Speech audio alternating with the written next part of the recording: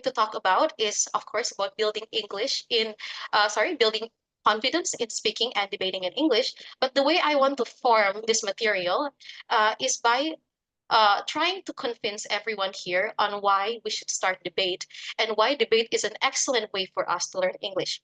So this is not meant to be a debate class. I'm not going to talk about technicalities of debate, but I would touch down upon how debate can be bring a lot of benefits for learners, especially in language acquisition, in developing public skills, public speaking skills, in helping, and also I meant for this material to help, especially for people who are interested in starting debate, to maybe navigate how they could start by presenting resources. Next slide.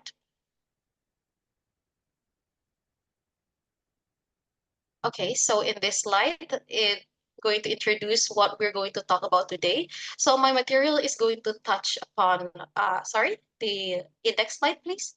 So my material is going to touch upon four particular sub parts. We're going to first talk about introduction of debate. It's just not going to be very specific. We're just going to gloss over what it means to have competitive debate and debating as a skill set and why it is important for us, even if we're not looking to find a competition, to still try to debate. Second of all, I'm going to talk about a very exciting subject because we're going to link debate to social linguistic studies. As you know, I'm an English student. Of course, I would have to talk about social linguistics. So we're going to talk about how the activity of debate helps in supporting second language acquisition. Third of all, we're going to address public speaking challenges. And this is where we're going to talk about public speaking anxiety and how we could better perform with more confidence. And lastly, I'm going to provide resources that could help for beginner debaters to get started into navigating debating as competition. So next slide, please.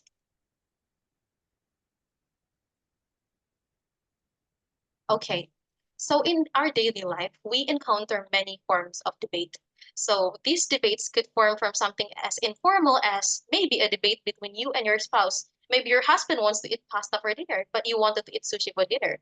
So a debate could be as non-formal to that, but the core topics of concern could also go to being as important as concerning a nation's destiny or concerning for example, an international community. So the topics could be from something as simple as what to decide for dinner to, for example, concerning the direction of a country or whether a country should amend or erase certain laws, etc. But today, what we're going to focus today is about competitive debate specifically. Uh, and so you could refer to the definition on the slide. So what we mean by competitive debate is a debate that is structured as a contest over an issue or a policy. And there are two sides, simply speaking, there is the government or the proposition supporting side and an opposition side. I like to think of a debate as having actually three sides with the adjudicatory as the neutral side, because the purpose of competitive debate is actually to look for the winner, which is basically talking about the side with the best and better structured argument. They're going to be the winner of the debate. And this is the main distinction between competitive debate and just debating between family and friends and your spouse. Because if you're debating between a husband and wife, you of course don't want the aim of the debate for you to win the debate. You don't use competitive debate mechanisms because when you're disputing with your family, you ultimately want to reach a compromise. But when we're talking in competitive debate, we are looking for a winning side. So there are many forms of debate, but I'm not going to touch down upon that. Basically, there are many parliaments. There are debate teams which consist of 3 person per team, and there are teams that consist of 2 person with 4 teams in one set of round. So there are many different parliaments. But basically, if you understand the strategies and what is demanded from a debate, regardless of the rules of the debate, it is very easy for you to adjust. Next slide, please.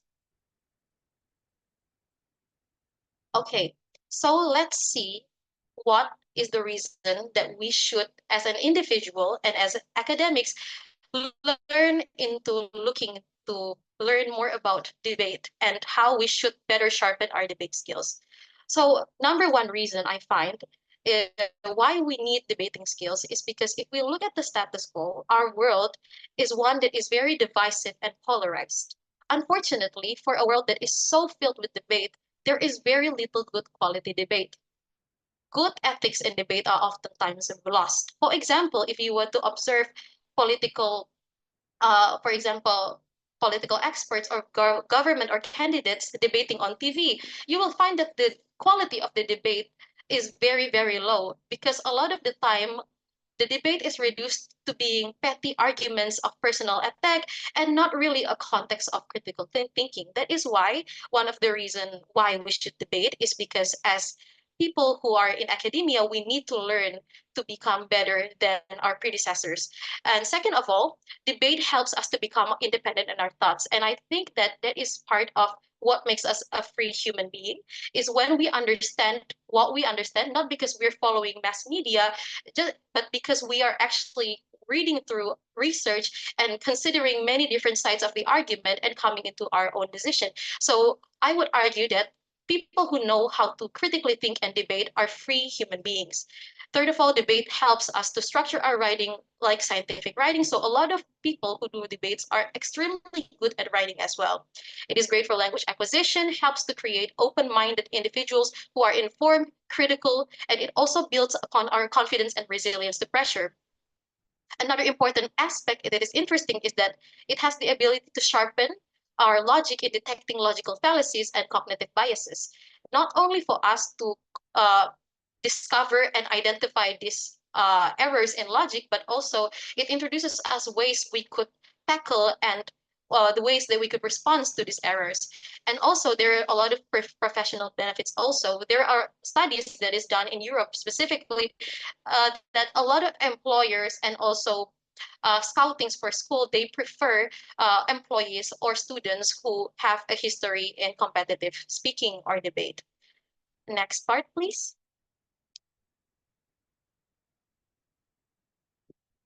Next slide. Okay, thank you. So next slide, we're going to talk about debate and language acquisition.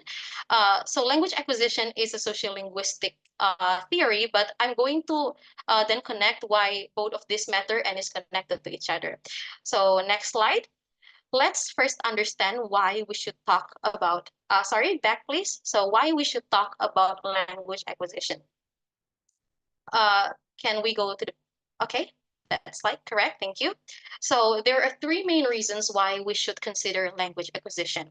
Number one, language acquisition is actually a method for us to study English.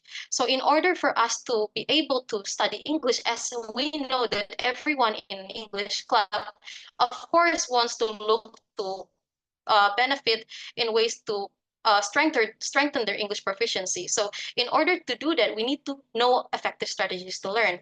Second of all, we have to prove the benefits of the, through this material, I'm going to prove the benefit of the debating activity, specifically in helping us to acquire a second language. And third of all, I meant for this to be as a motivation. By looking at ways debate can harness our potential in language learning, I hope that this could contribute into intrinsic motivation, which is a big part and predictor in our ability to quickly acquire a language. And this is proven by a lot of research. You may look for at the research that is done by linguists such as Garden and Krashen. uh, Ultimately, motivation is one of a big predictor on our success in language learning. So by having good motivation and strong motivation by understanding language acquisition, I hope that learners can be more resilient and optimistic in facing growing pains. Next, please. Next slide. Okay, so as I said before, second language acquisition theory talks about two different ways we as human beings learn our language. Sorry, the previous slide. So second language acquisition talks about how we learn language. So there are two different ways that humans learn language. One is by language learning and one is by language acquisition.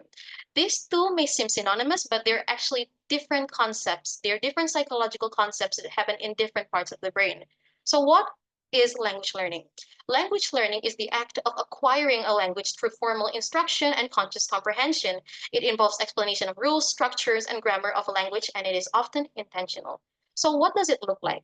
Language learning may look like this. You're in a classroom setting, and for each lesson, your teacher already have an aim. For example, in this lesson, you have to recognize, understand, and remember three different grammatical rules, and those will be contested through a test later. So that is a example of intentional learning or language learning. Another way that we learn a language is by what is called as language acquisition. Now let's compare. So language acquisition is the way we subconsciously learn and acquire language through interaction and key input. It relies on natural aptitude to learn a language and to focus on exposure to the language. It allows for the language to be used intuitively and there is less attention to grammatical rules. So language acquisition is actually the way upon which native speakers learn their language. So this also explains why a lot of native speakers, they understand and they could detect when you're making a grammatical mistake in speaking, but they cannot exactly point out the grammatical mistake. Now, what does language acquisition look like? Language acquisition is, for example, us consuming English music, reading English books, listening to English podcasts, going to our social media and consuming English content. So what we're doing in language acquisition is that we're not trying to learn the grammar. We're simply inputting ourselves and enjoying the content. Now that we already understand the two different types of language learning, let's ponder a question. Now, how should we balance these two sides of learning? Would you say that 50-50 is good? Maybe we could get good grammar lessons from language learning and 50 more percent through input. The answer to the research upon the importance between language learning and language acquisition is actually quite surprising. Next slide, please.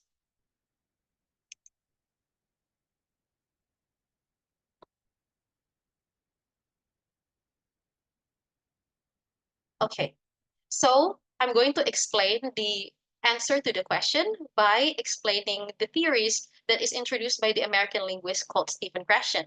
So when talking about whether learning grammar versus learning language through input, which one is more important, this is the answer. So Krashen argues that it is way more important for us to acquire language through language acquisition than through language learning. So for him, input is way more important than learning grammar. He said even that acquisition alone could result in proper fluency and accuracy. When making a comparison, he even makes a comparison in one of his interview about the comparison of the importance of language acquisition versus the importance of language learning, where he said that in learning language as an adult, language acquisition lends itself about 95% of your learning, and 5% is language learning.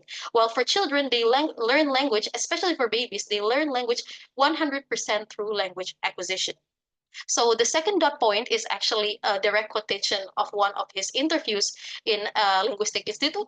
So he said that when you come up with a sentence easily, it comes out from what you acquire. It is not what you learned. Language rules only act as a monitor and editor. So you learn language through input, and language rules only act as a filter for you to help to see if you're saying something incorrectly or not.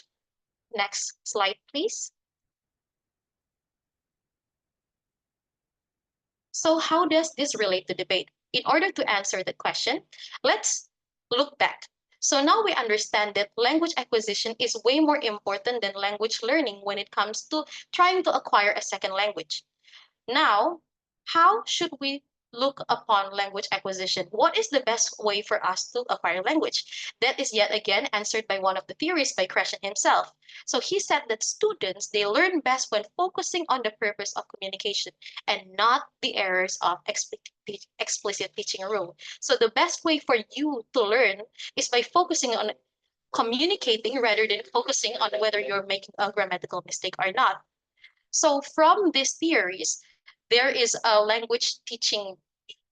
There is this what is called communicative language teaching that is developed that aims to help in building competent communication through developing language skills such as listening, speaking, reading, and writing through communicative means. And this is where we could see how debate could play upon communicative language teaching and learning as well. Because in a debate, what essentially is the focus of the debater is for them to be able to communicate all of their arguments effectively and comprehensively.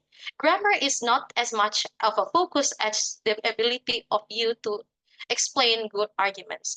And also debate involves core language skills. Now, the important note that I put on the right side of the screen is actually just a research by another linguist by called Baker. But the gist of what he's saying is that even though a lot of the theories of Kreshn really champions language acquisition than language learning, but when you're in academia, it's preferable for you that in a bilingual program for you to have both of them, especially when you are talking about wanting to advance to a language level that is academic, it is important to consider not only acquisition, but also language learning. I'm just going to go very fast because I'm running out of time. So next slide, please. Okay, thank you. So let's go back about and discuss about the four language skills and how they are better sharpened in debate. And this is also based something that I read on a research that I have quoted above. So what is great about debate, if you were to compare it to other forms of public speaking, is that it reaches very thoroughly the ability. Not only does it amend, but it sharpens the ability of all of the four language skills. For example, in reading, in order for you to debate, you have to do a lot of research of the motion topics. You have to read critically through the materials and build your arguments. In order to understand it, you're also not only expected to understand what is written, but also inferred context. So you have to learn to evaluate the evidence and what the implications of the evidence may be for your case. In writing is also a very, very important skill. So debate trains strategic and effective flow or note taking, because in debate, in your case building, you're limited by a 15-minute case building time, which means that a lot of the notes that you write have to be quiet, systematic, and they have to be good note takings. So the better someone is at note taking, the better they are at navigating through their debate, and the better debater they are. Next, because the debate aims to train critical thinking and structural case building and framing, good debaters are also good writers, as I have mentioned before. And also debaters, they also have to have the ability to write constructive criticism from the adjudicatory. In terms of listening and speaking, it is very much integrated into the act of debating itself. So you're expected to be able to understand arguments verbally that is delivered by your argument by your opponents, because you have to refute them. So there is evidence saying that debate helps us to even understand speech that is said in a native speech. Listening and debate also demands that you have to be able to ask relevant questions based on what you are listening to, because there are direct refutations in debate that is called point of information, and you're expected to understand based on what you are inferring from listening to your opponents. Lastly, especially for the third speaker of parliament debates, you are expected to be able to present the whole summary of the debate, and that is why listening properly and actively is very important in debate. Lastly, obviously speaking, you have to be able to speak using accurate expressions, terminology, time management, and you have to consider your words and emotion. Therefore, by looking at how much of the debating and language skills that is harnessed in the act of competitive debate, I hope will be an internal motivation for everyone who's looking to start debate. Next slide, please.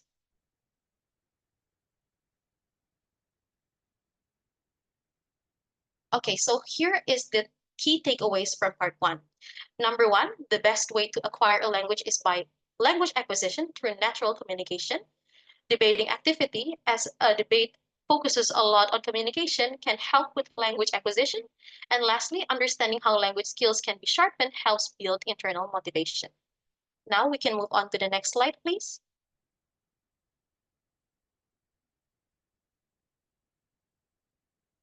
Now that we have addressed motivation, for example, you're listening to this material as someone who's looking to start debate. Now you have to go on and address things that may hinder from even starting public speaking. So the next part of this material, we're going to talk about challenges in public speaking and how we could better address them. Next slide, please.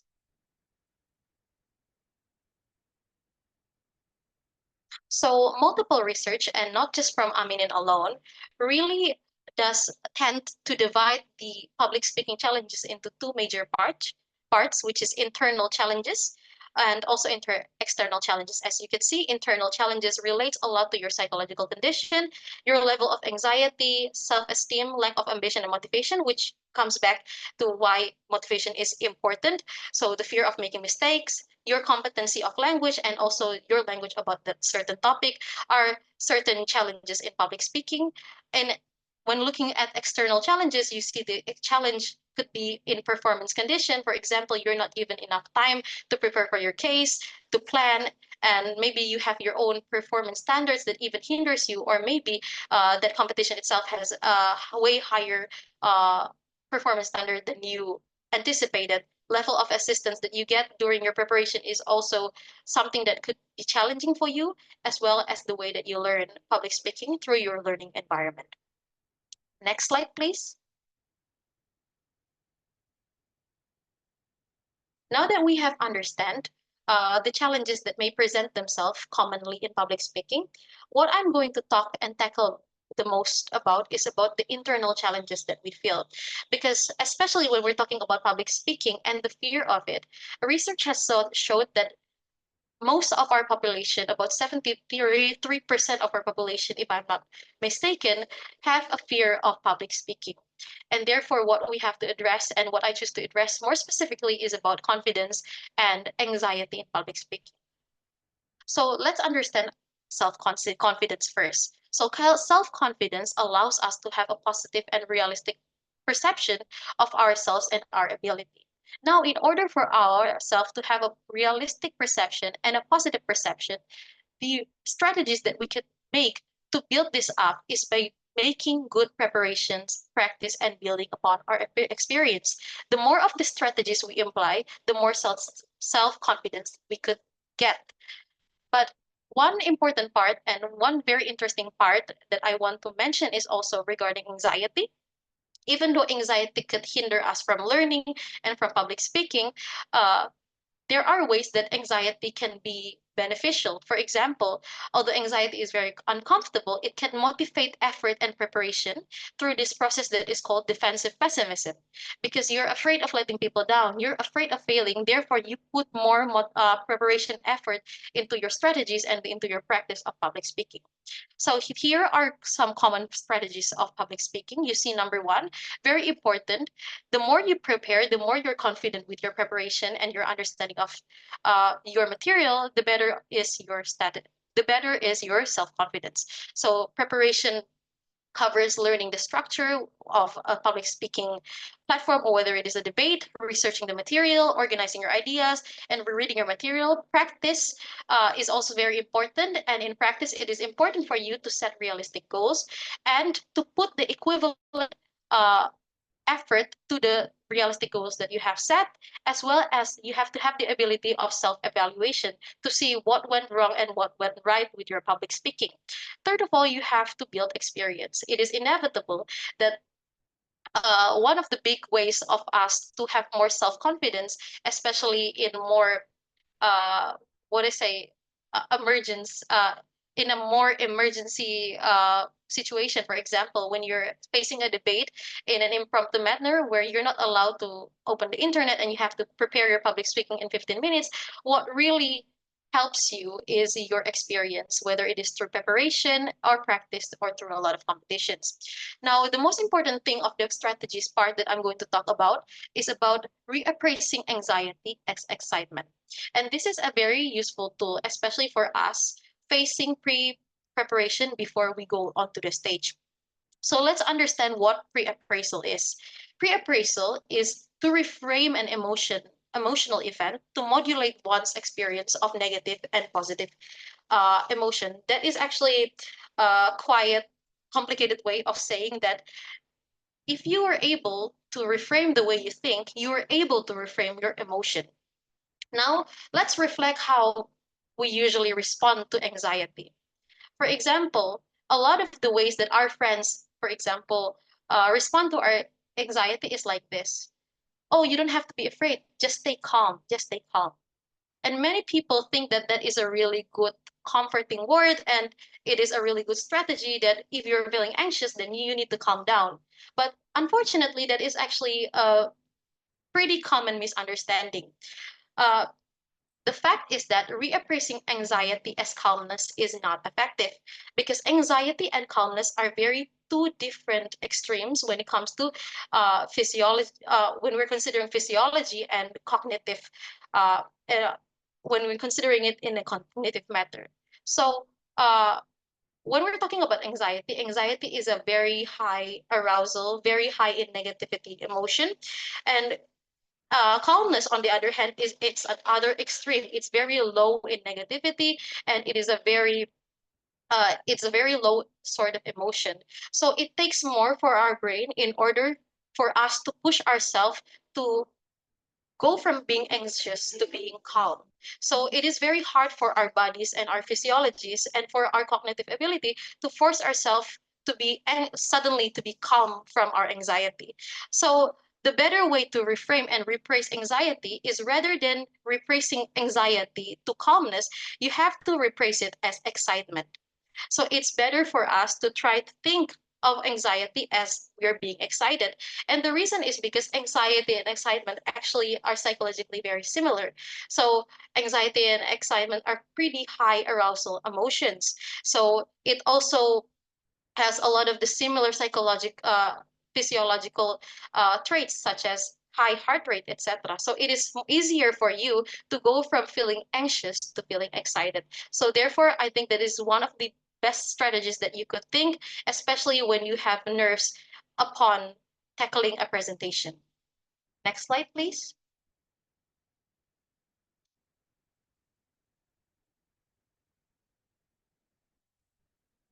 Okay, now we have talked about the technicalities of debate, sorry, about public speaking in general. Let me connect it back to more specifically to debate. So in debate, it is also the same strategy. You need to learn the rules. You need to learn the terminologies. You have to learn how to case build, and you have to be able to have chances to spar or to train with another team, and you have to follow it by evaluation. A lot of these things, unfortunately, especially in schools with not so good debating clubs, with very little allocation for good debating coaches, they tend to skip a lot of this, and it will cause a lot of negative impacts, I think. I have a lot of real life testimonies from friends where they are forced into a debating competition with very little preparation, and it cost them a lifelong trauma when it comes to public speaking. So you have to be very strategic when it comes to public speaking. You don't want to create more problems mentally. And the reason, and that is why one of my biggest recommendation for people who are starting debate is to really learn and understand the rules of debate before going into competition. A few points for everyone to remember here, and this is based on my own experience in debating.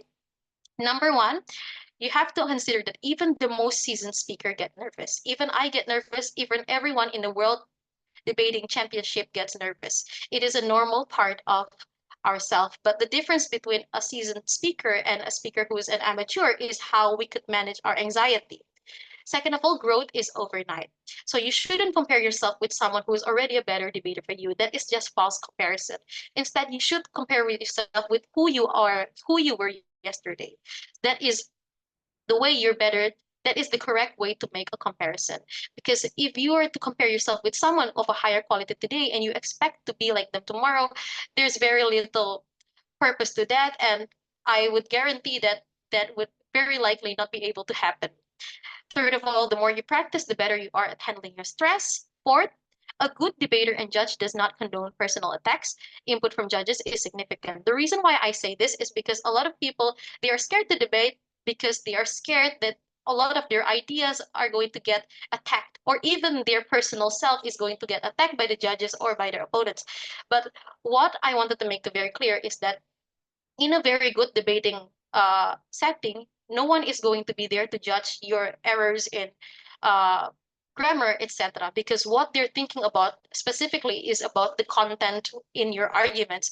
So a good debater and a good judge, they do not condone to personal attacks, and a lot of the inputs that you have from judges are not personal attacks also. They are very significantly important. Actually, one of the best reasons why you should join debate is actually also to gain education from a very good debater. It is one of the best parts of debate. And lastly, remember that this is all just a game. So at the end of the day, don't get sad if someone decided that they wanted to attack you or your team in a debate, because at the end of the day, debate is just a game and it's just going to stay that way. So when going to a debate, never fear being attacked, because it is still in the context of debating, and good debate is not a debate where your personal self is going to get attacked. Next slide, please.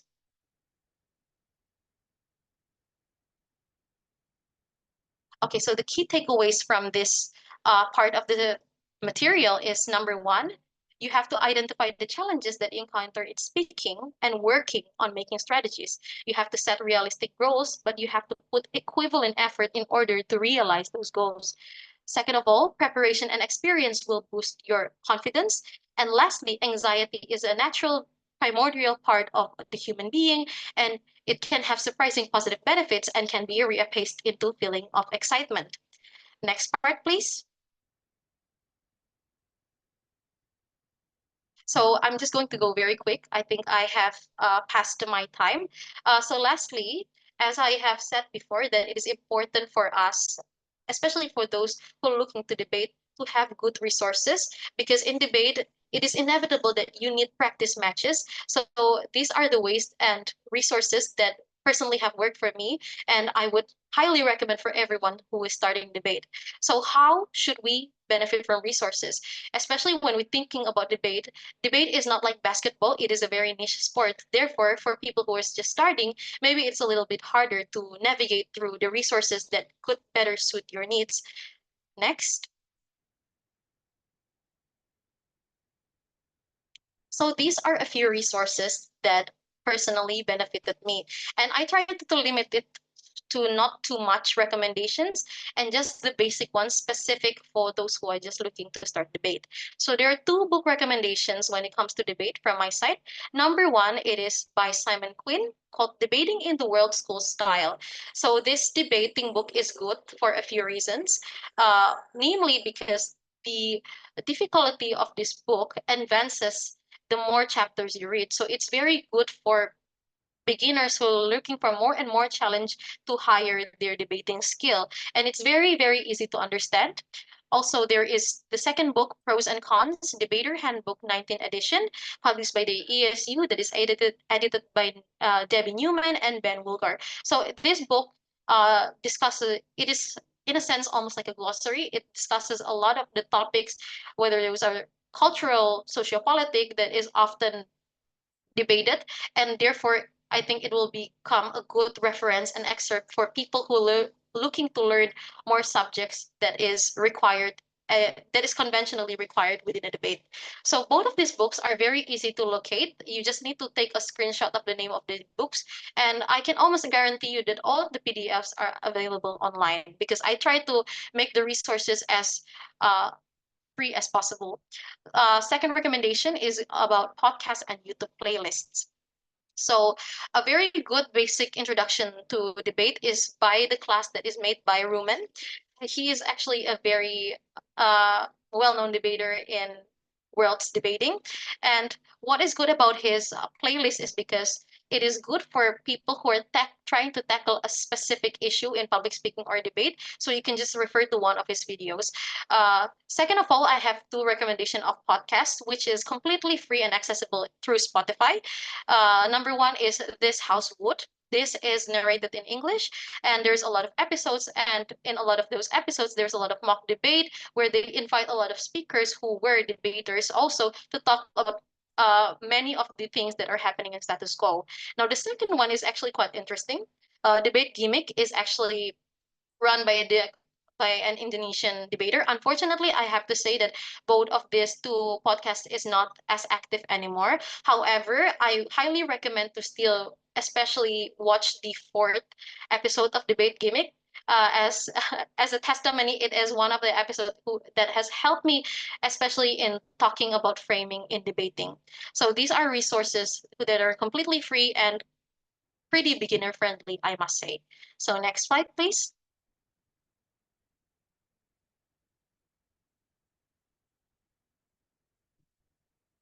Okay, thank you. So lastly, again, when we're talking about debate, there are people who are looking for debate in a sense that they want to try to go into competitions. So here are some recommendation when it comes to communities, competition, and sparring. Number one advice that I have is to do your research.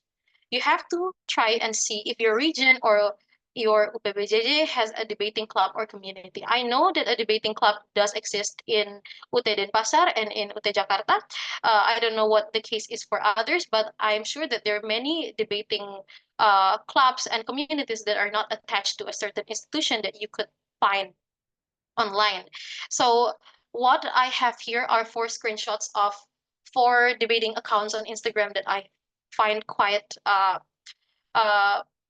beneficial, especially for those who are looking for debating chances, such as workshops and sparring opportunities, or also debating classes.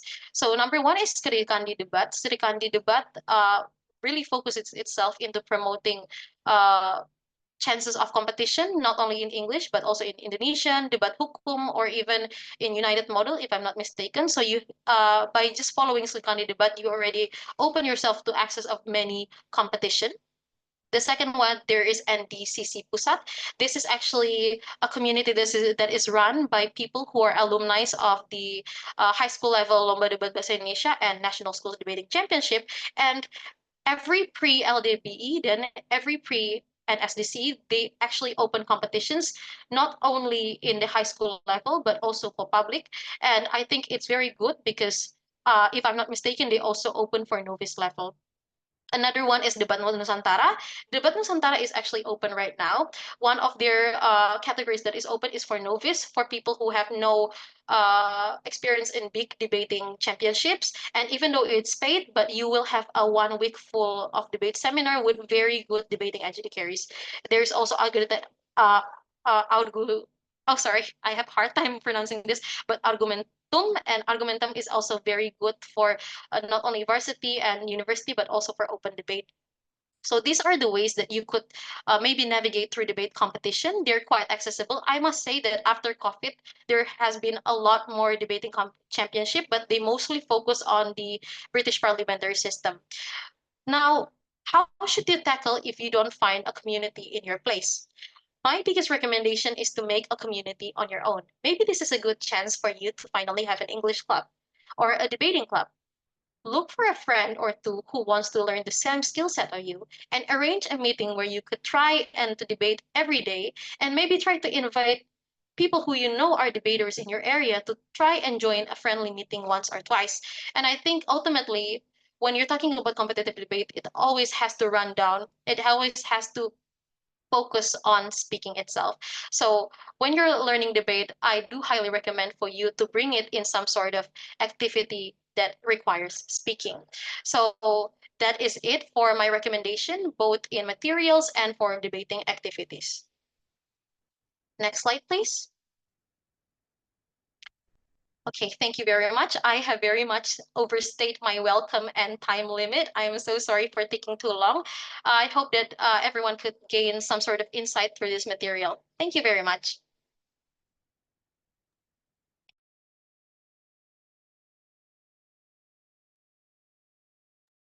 Okay, terima kasih. Thank you, Miss Claudette. Okay, for the participant, have the question from the season.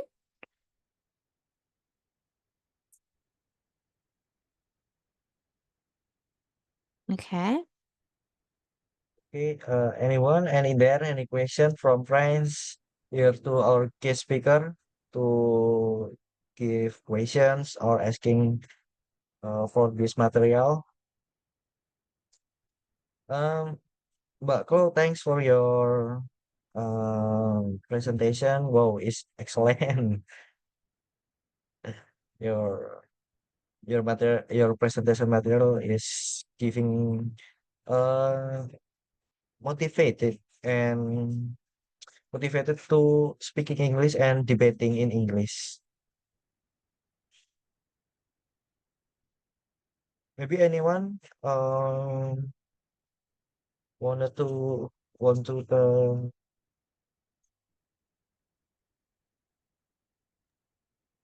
Maybe I have a question for Miss Claudette. Maybe it's the private, okay.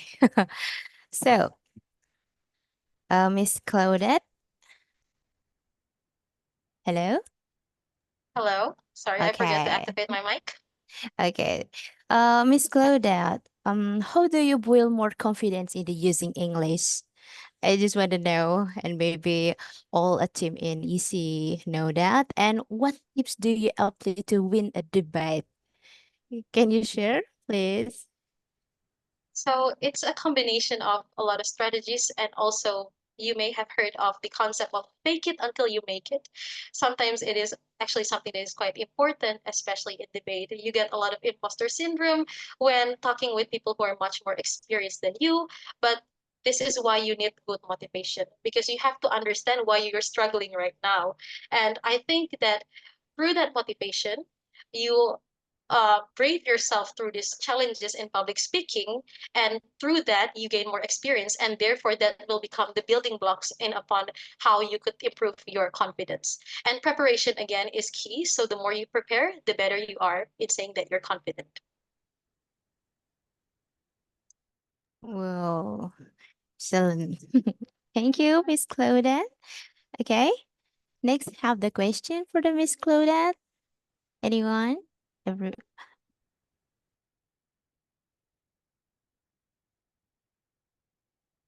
Maybe we needs to be initiated by uh, my first Mrs. Vivi. Uh,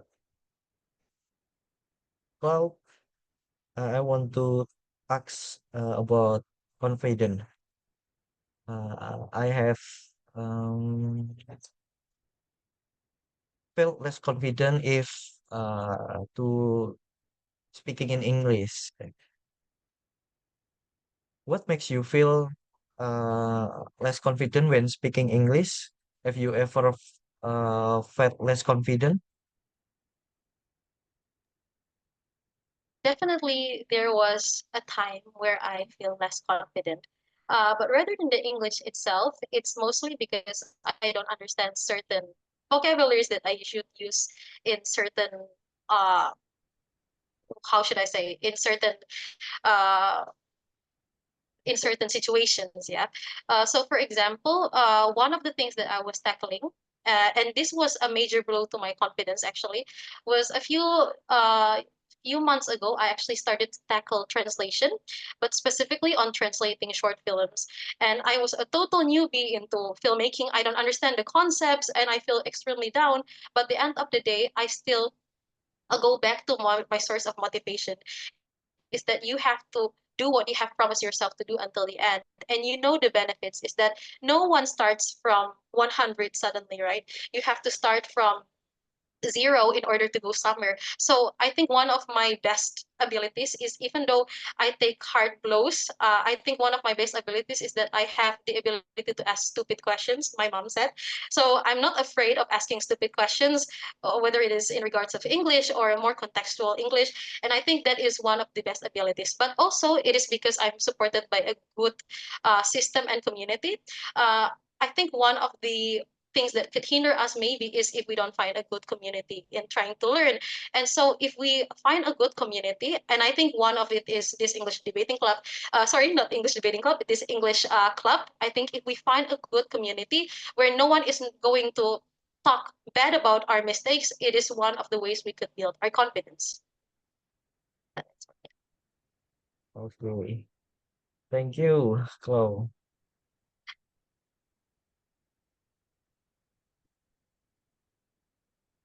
Oh, we have a question on the section Chat box. box. Okay. Okay, well, yeah, hang on, let me take a moment to read it. From Dian. Hello, I'm Dian from accounting major in UT. Would you like to share your tips how to speak fluently in particular, like you when nobody will be an English partner to talk with? Thank you in advance. Okay, hello, Diane. Excellent question. Again, I could. uh, I could very much sympathize with this sentiment, especially when you don't have an English partner. It's extremely hard to practice. So one of the ways is really for you to be fluent.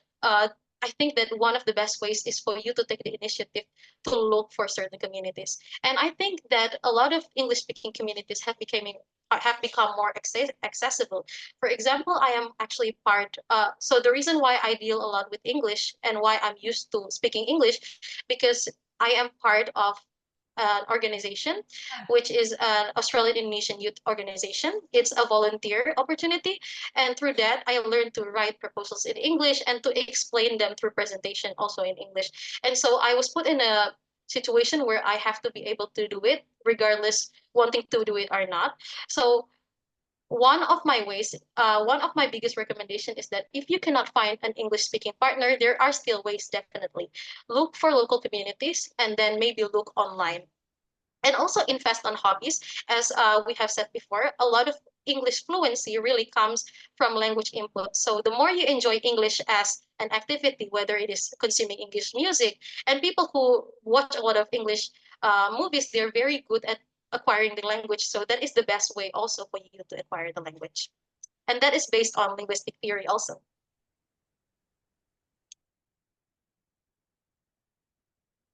Okay. Dian, do you want feedback to answer? Oh, okay. Maybe I want to ask again, Clau.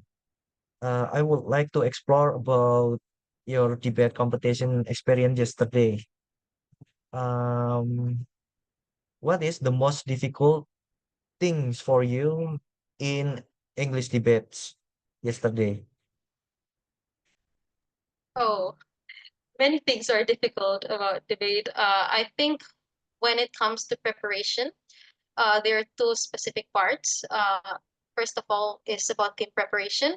So the situation upon we prepare is that me and my debating partner, we are in different regions. So we have very little chance to prepare as when the debate happened, we actually have, we just got through exam and we have just finished a lot of our own organizational activities. So first of the things that we try to talk about in our team building is that everyone has to take their own responsibility in learning the rules of debate, and then we can talk about learning debate together. So that is the struggle of a team.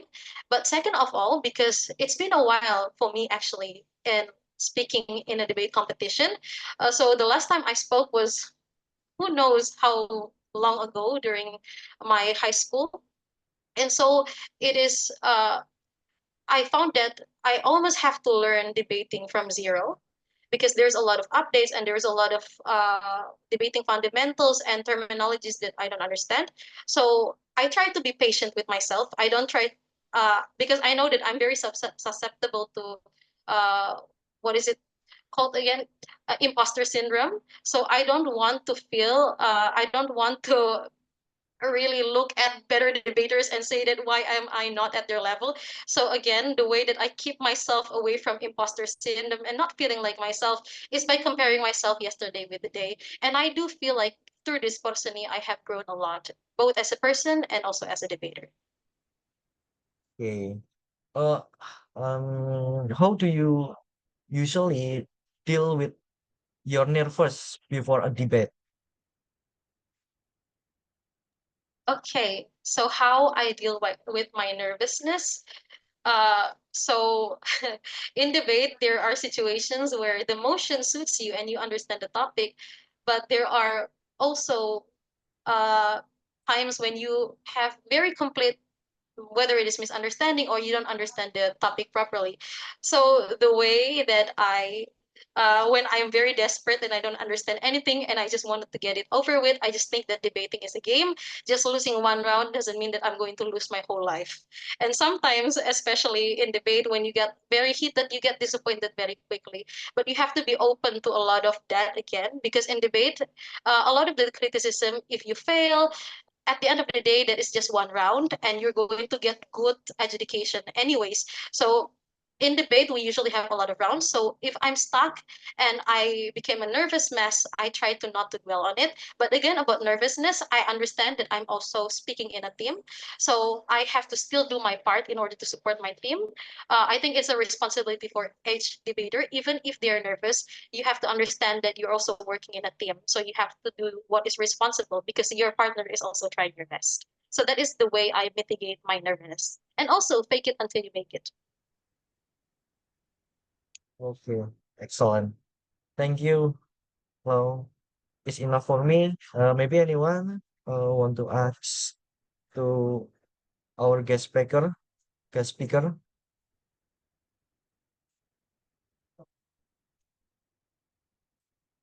Anyone? Mas Anton, maybe from UT Jakarta. Viko, Winky, Zahratun, Ria, maybe. Do you want to ask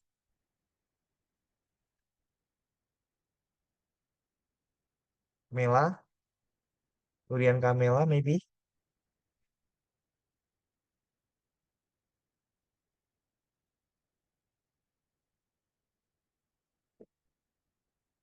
Okay, skip from Zahratun. Anyone? Okay, maybe I want to ask again. Um,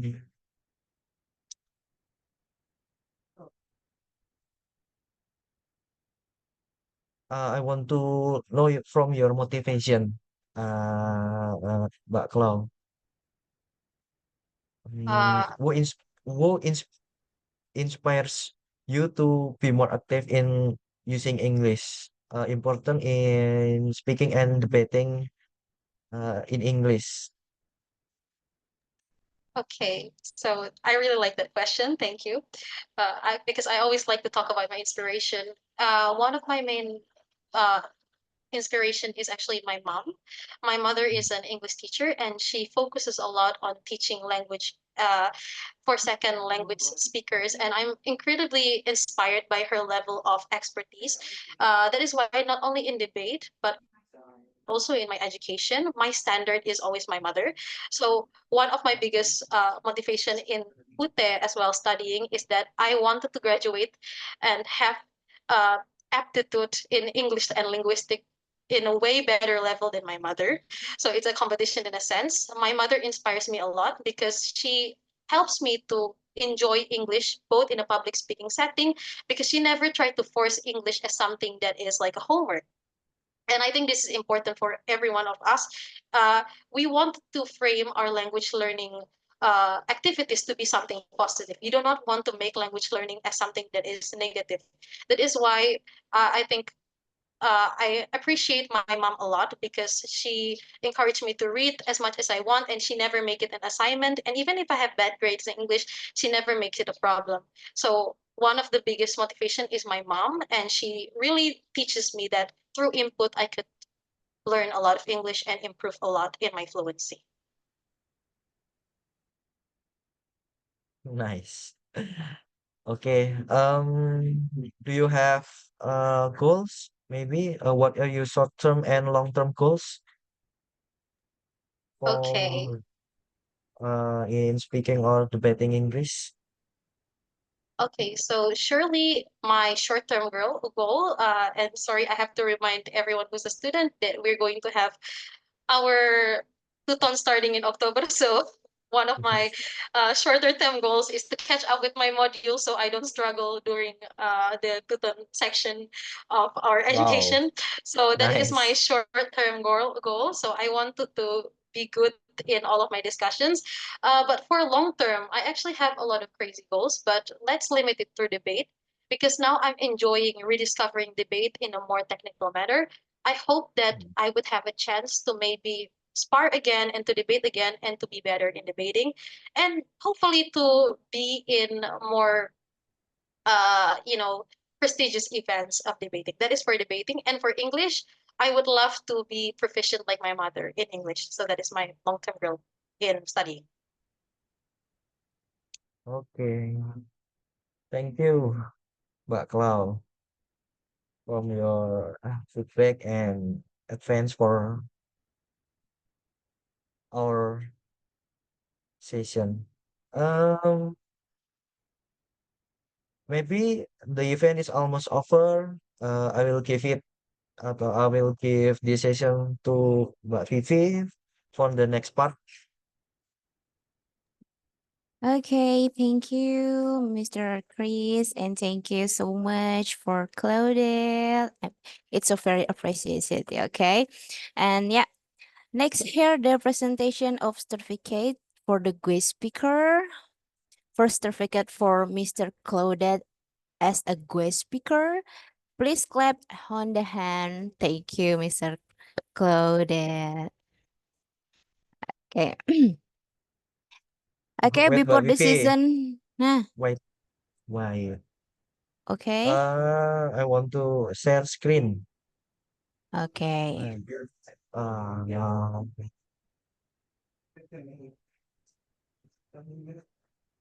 Is ever seen? Thank you. Okay, this is certificate for Mr. Claudette. Thank you so much, Miss Claudette. Thank you very much. Also, I really appreciate this opportunity. Okay. Before the end, will the close lately? Can you open the camera, guys? I will take a screen captures. Open the camera, please. Wilandari, Zaratun, Bang Anton, Pico. Mas Okay. Anton. Yeah. Yeah. Open the camera, please. Open Okay. camera, please.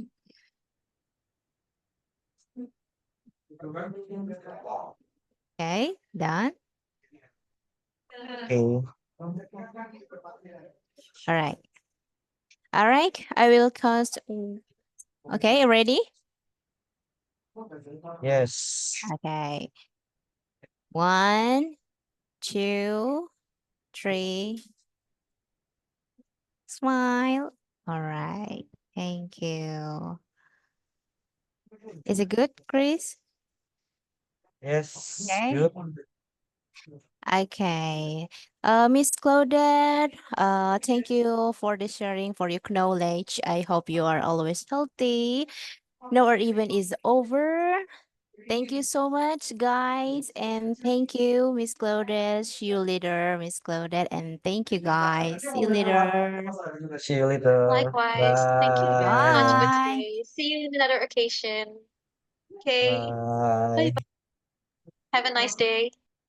Have a nice day. Hope you are always healthy. This slowly.